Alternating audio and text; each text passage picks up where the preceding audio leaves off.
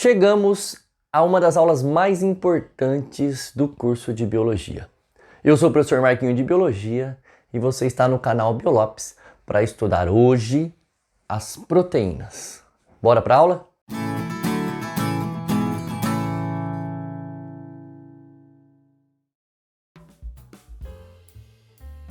A aula de proteínas te ajuda a entender melhor sobre a anatomia do corpo humano, sobre fisiologia, sobre transportes de membrana em citologia, sobre hormônios e também sobre sistema de defesa.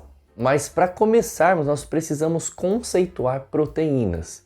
O que são essas moléculas, essas macromoléculas, né? Olha lá, preste atenção que eu coloquei em destaque as palavras-chave relacionadas a esse tipo de molécula. Proteínas são compostos orgânicos formados por aminoácidos a partir de ligações peptídicas realizadas pelos ribossomos durante o processo de tradução. Primeiro, aminoácidos. Aminoácidos são moléculas pequenas, vocês estão vendo a fórmula estrutural delas aqui, ó. Todo aminoácido tem um grupo amina, onde aparece o nitrogênio, um grupo carboxila, onde aparece, ó, uma dupla ligação do carbono com o oxigênio e um OH, e um radical. Nesse caso aqui eu estou representando o radical 3, que é o meu aminoácido 3. Do lado de lá eu tenho também um outro aminoácido, que é o aminoácido 4, ó, sendo representado pelo radical 4, também com seu grupo amina, também com seu grupo carboxila. Eu coloquei os dois aqui para falar da ligação entre eles, que se chama ligações peptídicas. Por que ligações peptídicas? Porque cada aminoácido pode ser chamado de peptídeo. Então a ligação entre dois peptídeos só pode ser peptídica, tá bem? Então, nós temos 6 aminoácidos aqui, cada um representado por uma forma, e as ligações peptídicas são 5. Então aqui já vai uma dica importante. Se a proteína tiver 6 aminoácidos, ela terá 5 ligações peptídicas, porque as extremidades não se ligam. Se a proteína tiver 1532 aminoácidos, o número de ligações peptídicas é 1 a menos, 1531. Beleza? Quem realiza essas ligações entre os aminoácidos são os ribossomos, organelas que, ao fazerem a leitura do RNA mensageiro, vão descobrindo o código genético e a sequência certa de aminoácidos a ser encaixada. Por que é legal saber sobre a sequência de aminoácidos? Nós temos 20 aminoácidos estudados aí, que a gente sempre vê nos livros de biologia. Desses 20 aminoácidos, 12 aminoácidos são aminoácidos não essenciais, ou seja, aminoácidos naturais que o nosso corpo mesmo consegue produzir com os elementos da nossa alimentação. Existem mais 8 aminoácidos que o nosso corpo não produz, que são os aminoácidos essenciais. Esses nós precisamos buscar nos alimentos, tá? Para conseguir os aminoácidos essenciais, basta uma alimentação variada em proteínas, seja ela de origem animal ou de origem vegetal. Por exemplo, arroz, feijão e ovo, ou arroz, feijão e algum bife, já tem os aminoácidos essenciais que nós precisamos. Com esses aminoácidos essenciais, mais outros elementos da nossa nutrição, nosso corpo produz os aminoácidos não essenciais e a gente consegue produzir todas as nossas proteínas e realizar as funções biológicas, tá? Voltando então, os ribossomos são as organelas importantes para que esse processo aconteça e esse processo tem um nome, tradução, que também pode ser chamada de síntese de proteínas. E a síntese de proteínas é um dogma da biologia, assim como a replicação e a transcrição também são. Produção de proteínas, nós vamos ver uma outra aula mais detalhada. Mas por enquanto vamos ver como esses aminoácidos se ligam ali na ligação peptídica. Tá aqui, ó. Lembra que cada aminoácido tem seu grupo amina, seu radical, seu grupo carboxila. Então, aminoácido 1 do radical 3 aqui, ó. Aminoácido 2 do radical 4 aqui. E nós vamos ver como que essa ligação peptídica acontece, tá bem? O segredo aqui é a desidratação. Então, o OH do grupo carboxila desse primeiro aminoácido vai vir para cá e o hidrogênio do segundo aminoácido, do grupo amina, se desprende, formando uma molécula de água. A partir do momento que eu tenho uma molécula de água sendo formada, eu tenho minha ligação peptídica.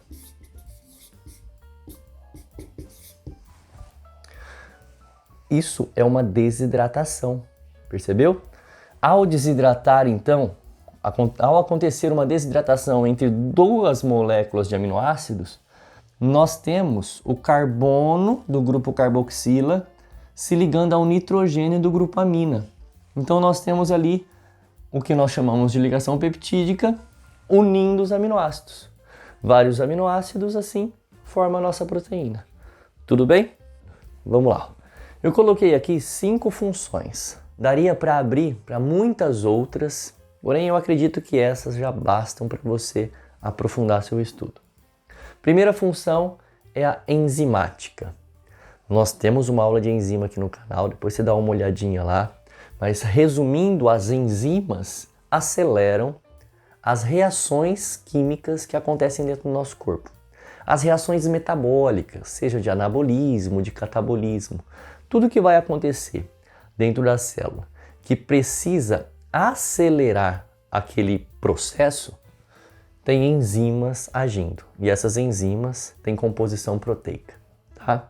Então a enzima, que é uma proteína, vai acelerar as reações químicas que acontecem dentro do corpo, fazendo uma coisa muito importante, diminuindo a energia de ativação, não deixando o corpo ficar quente, muito quente, tá bom? Função hormonal. A insulina é uma proteína que consegue avisar os receptores das células musculares, das células do fígado, quando tem um excesso de açúcar no nosso sangue, quando nós estamos com a glicemia alta.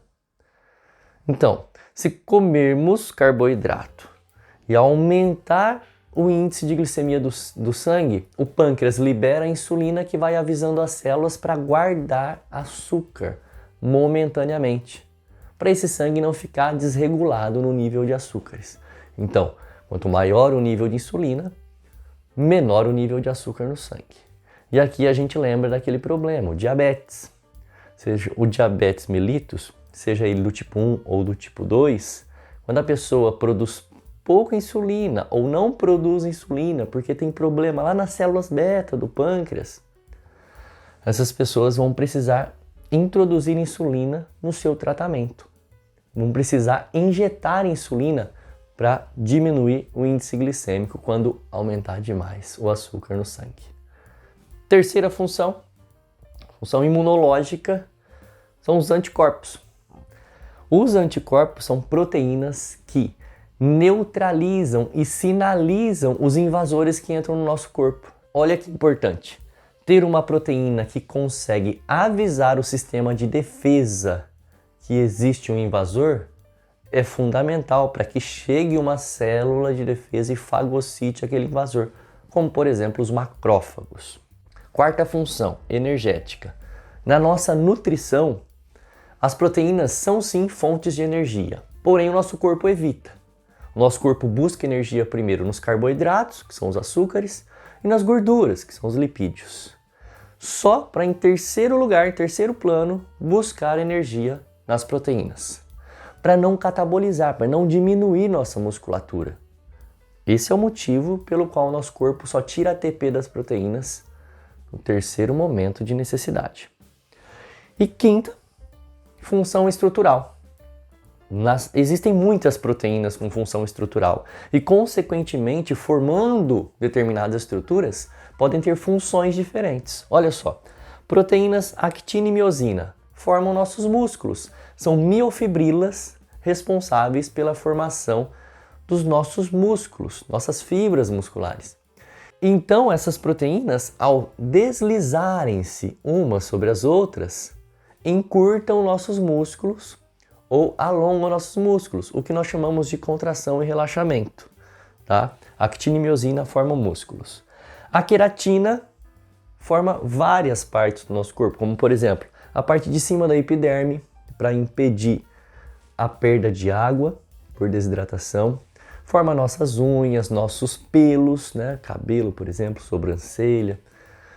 E essa queratina também ajuda o nosso corpo a ficar protegido, porque em regiões onde tem mais pelo, maior proteção. Beleza? Eu poderia citar aqui o colágeno, falando aí dessa parte de pele. O colágeno que fica no nosso tecido conjuntivo, pode ser frouxo, pode ser denso, dando flexibilidade à nossa derme ou formando nossos tendões e ligamentos, nossa cartilagem.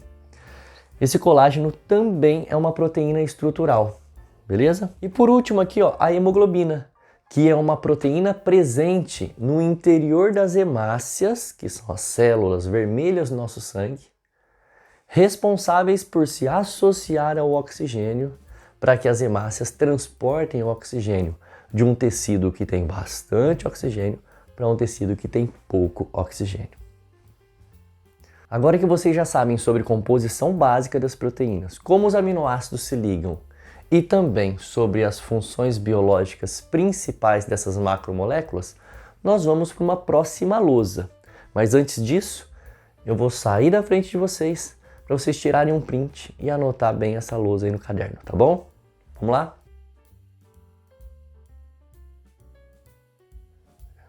Como vocês estão vendo, nós vamos falar sobre desnaturação proteica, mas antes de falar sobre a desnaturação proteica, é importante conhecermos sobre as estruturas das proteínas, primária, secundária, terciária e quaternária. Estrutura primária é um filamento linear, né, onde os aminoácidos estão organizados por ligações peptídicas, mas não apresentam uma função biológica. A estrutura secundária também não apresenta uma função biológica específica, porém, aquela linha de aminoácidos começou a espiralar por vários fatores, que pode ser ligação de hidrogênio, pontes de sulfeto, interações hidrofóbicas e eletrostáticas. Tudo isso ajuda aquela linha de aminoácidos começar a ter um outro formato. Quando esse formato começa a enovelar, virar um grumo, né, agrupar, aí nós temos a proteína terciária. E a partir da proteína terciária, se tiver 2 terciárias, 3 terciárias ou 4 terciárias, nós já teremos uma proteína quaternária. No caso, o exemplo da proteína terciária que nós temos é a mioglobina, que é o pigmento respiratório dos músculos, que dá coloração vermelha, né? E a hemoglobina, que é o pigmento respiratório do sangue. Agora vamos pensar de trás para frente como é que elas são organizadas. Olha só, se eu pegar apenas uma terciária aqui dessa proteína quaternária, nós temos ela assim. Se nós tirarmos um pedacinho dessa proteína terciária, nós temos um pedacinho aqui. Se nós tirarmos um fragmentozinho dessa secundária, nós temos uma primária. Então é dessa forma que elas se organizam. A primária vai sofrendo um enovelamento para formar secundária, consequentemente para formar terciária e quaternária. E aí sim, na terciária e na quaternária nós já temos proteínas funcionais. As proteínas funcionando realizam seus trabalhos, como nós já vimos na lousa anterior, como por exemplo, função enzimática, função energética, função de contração, transporte, beleza. Mas existem fatores que modificam a forma e a função das proteínas. Então, sempre que você ouvir falar que uma proteína desnaturou, significa que ela perdeu a sua forma e, consequentemente, sua função. Como assim, né? Pensa comigo. A hemoglobina é uma proteína quaternária, então ela tem 4 grumos de proteínas terciárias. Se perder a sua forma, ela vai deixar de ser quaternária. Se a proteína terciária perder a sua forma, ela deixa de ser terciária. Se a secundária perder sua forma, ela deixa de ser secundária. E aí, Vindo lá, ó, da quaternária, terciária para a secundária ou para a primária, já não tem função biológica. Primária e secundária não tem funções específicas, tá? Então, os fatores que favorecem a desnaturação proteica são principalmente pH e temperatura. Eu encaixei salinidade porque vem aparecendo em alguns exercícios. Mas olha só, o pH. Falar sobre o pH é clássico quando a gente estuda sistema digestório. Nós temos a pitialina, que é a enzima da nossa boca, que funciona bem no pH neutro, igual a 7. Nós temos a pepsina, a enzima do estômago, que funciona bem no pH 2, que é o pH ácido. E nós temos as lipases pancreáticas, que funcionam muito bem no intestino num pH igual a 8, um pH alcalino. Percebe? Se alterar o pH da pepsina aqui na boca, de 7 para menos ou para mais, ela vai perder a sua forma e sua função, não vai conseguir começar a digerir os carboidratos. Se a pepsina estiver num pH maior do que 2, ou seja, menos ácido, ela não vai conseguir iniciar a digestão das proteínas. E se a lipase pancreática, lá no intestino, não estiver num pH próximo de 8, se o pH estiver muito neutro, muito ácido, ou muito alcalino, mais alcalino do que 8, né, tipo 10, 12, ela não vai conseguir, por exemplo, quebrar os lipídios menores, as gorduras menores. Então, se as enzimas não trabalharem nos seus pHs ótimos, elas não vão realizar a reação química que elas estão ali para realizar. Outro exemplo clássico é o da gastrite. Por que nós temos gastrite? Lembra que o ácido é prejudicial aos nossos tecidos. E o ácido de pH 2 que tem no nosso estômago fica batendo o tempo todo ali nas paredes do estômago. Por isso que o estômago precisa produzir um muco para evitar essa acidez em contato direto.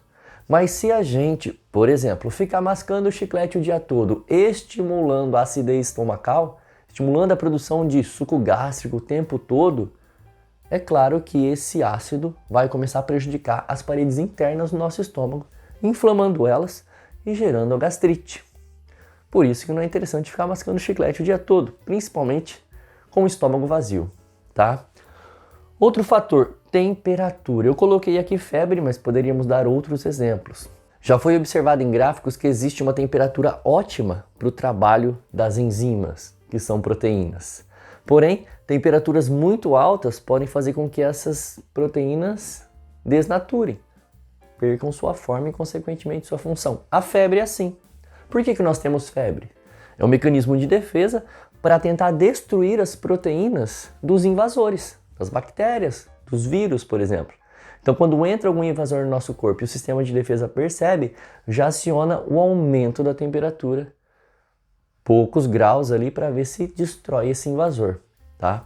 O excesso desse aumento de temperatura no nosso corpo, uma hipertermia, claro, vai começar a prejudicar as nossas proteínas, as nossas enzimas. Por isso que existem os antitérmicos. Um outro exemplo relacionado à temperatura é quando a gente frita o ovo, ou quando a gente cozinha o ovo. A albumina do ovo, que é a clara do ovo, modifica o seu formato e a sua cor. Ela é transparente, líquida, vai ficando sólida e branca. Consequentemente, essa albumina perde a sua função. Claro que a albumina tinha uma função de nutrir o embrião da galinha, né? Quando perde essa função, acaba virando um nutriente para nós, que comemos o ovo frito ou ovo cozido, né? E sobre salinidade, nós temos na carne seca uma carne que perde a sua composição hidratada, a sua textura, o seu brilho, e ela vai ficando cada vez mais escura, cada vez mais fibrosa, cada vez mais resistente. Então quer dizer que o sal modificou as proteínas daquela carne, fazendo com que ela perdesse a sua função. Beleza? Então, resumindo, nós vimos que as proteínas são compostos orgânicos, formados por ligações peptídicas que os ribossomos fazem durante o processo de tradução. Essas proteínas apresentam funções biológicas, e essas funções biológicas são importantes para o funcionamento do nosso organismo como um todo. Então, toda proteína é indispensável ao nosso corpo, beleza? E aqui nós acabamos de ver quais são as estruturas das proteínas primária, secundária, terciária e quaternária e o processo de desnaturação proteica, que é um problema, pois a proteína perde sua forma e, consequentemente, sua função. Espero que você tenha gostado da aula. Se gostou, curta, comente, compartilhe, confere se é inscrito no canal. Se não for inscrito no canal, se inscreva, ative o sininho para receber as notificações. Vou ficando por aqui. Beijos e abraços. Fui!